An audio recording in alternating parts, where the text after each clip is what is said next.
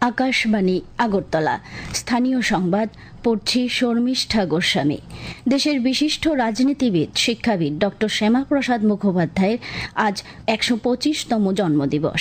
সারা দেশের সঙ্গে রাজ্যেও তার জন্মদিবস পালনের আয়োজন করা হয়েছে। আগরতলায় আজ মুক্তধারা অডিটোরিয়ামে এক আলোচনা সভার আয়োজন করা হয়েছে, যেখানে মুখ্য অতিথি হিসেবে উপস্থিত থাকবেন মুখ্যমন্ত্রী অধ্যাপক ডাক্তার মানিক সাহা। ভারতীয় জনতা পার্টির উদ্যোগে রাজ্যের বিভিন্ন স্থানে তার জন্মজয়ন্তী পালনের কর্মসূচি নেওয়া হয়েছে। রাজধানী আগরতলার বিভিন্ন স্থানে আজ সকালে ডক্টর শ্যামাপ্রসাদ মুখোপাধ্যায়ের প্রতিকৃতিতে পুষ্পার্ঘ্য অর্পণ করে শ্রদ্ধা জানানো হয়। ১৯০১ সালে জন্ম ডক্টর শ্যামাপ্রসাদ মুখোপাধ্যায় ছিলেন একজন ভারতীয় রাজনীতিবিদ, ব্যারিস্টার এবং বিশিষ্ট শিক্ষাবিদ, যিনি জওহরলাল নেহরুর মন্ত্রিসভায় তৎকালীন ভারতের প্রথম শিল্প ও সরবরাহ মন্ত্রী হিসেবে দায়িত্ব পালন করেন। পরবর্তীতে নেহরু লিয়াকত চুক্তির বিরোধিতা করে তিনি নেহরুর মন্ত্রিসভা থেকে পদত্যাগ করেন।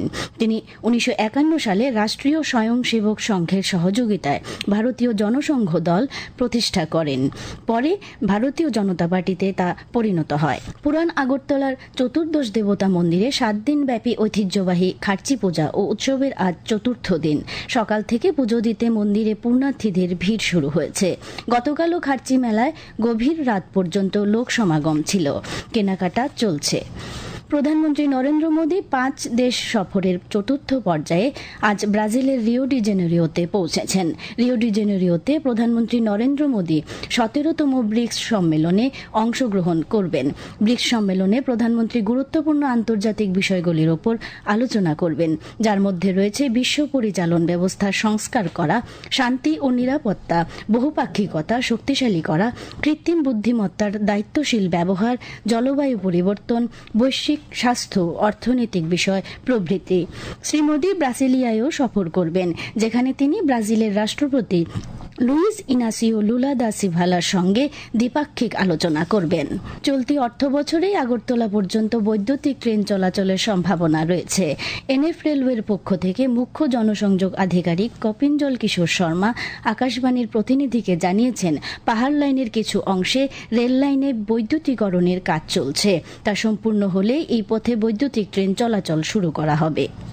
इलेक्ट्रिफिकेशन का भी काम चल रहा है, मतलब इसी साल हो जाएगा। जो आपका माईबोंग से लेके चंद्रनाथपुर का पेंडिंग बचा हुआ है, वो भी इस साल के अंदर अंदर कंप्लीट हो जाएगा। বিশ্ব ব্যাংক ভারতকে বিশ্বের সবচেয়ে সমতা ভিত্তিক সমাজগুলির মধ্যে স্থান দিয়েছে। বিশ্ব ব্যাংকের তথ্য অনুযায়ী ভারতের গিনি সূচক 25.5, যা ভারতকে বিশ্বের চতুর্থ সবচেয়ে সমতা ভিত্তিক দেশের মর্যাদা দিয়েছে। এই পর্যায়ে স্লোভাক প্রজাতন্ত্রী, স্লোভেনিয়া এবং বেলারুশের পরেই রয়েছে ভারত। গিনি সূচক একটি সহজ কিন্তু শক্তিশালী উপায়, যার মাধ্যমে একটি দেশের আয়, সম্পদ বা ভোগ্য পণ্যের সমান বিতরণ কিভাবে হচ্ছে তা বোঝা যায়। ধরতি আবা জনজাতীয় গ্রাম উৎকর্ষ অভিযানের অঙ্গ হিসেবে শুক্রবার সিপাহীজলা জেলার চরিলাম ব্লকের অধীন রংমালা এডিসি ভিলেজ এলাকার প্রশাসনিক শিবির অনুষ্ঠিত হয়।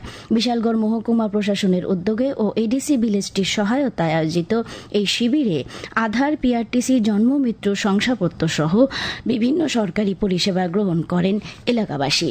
ত্রিপুরা ক্রিকেট অ্যাসোসিয়েশন পরিচালিত রাজ্যভিত্তিক সিনিয়র ক্রিকেটের এলিট গ্রুপ থেকে প্লেট গ্রুপ নেমে গেছে কমলপুর মহকুমা। গতকাল নরসিংগড়ের পিটিএ মাঠে অবনমন ঠেকানোর নির্ণায়ক খেলায় শান্তিরবাজার 6 উইকেটে হারায় কমলপুরকে, ফলে শান্তিরবাজার এলিট গ্রুপে রয়ে যায়।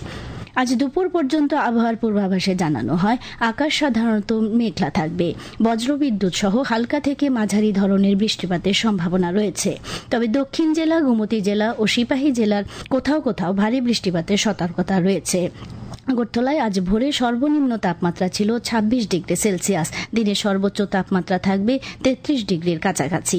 আগরতলায় গত ২৪ ঘন্টায় বৃষ্টি হয়েছে ০.২ মিলিমিটার। এখনকার মতো স্থানীয় সংবাদ এখানেই শেষ হলো। পরবর্তী বাংলা স্থানীয় সংবাদ প্রচারিত হবে আজ সন্ধ্যা ৭টা।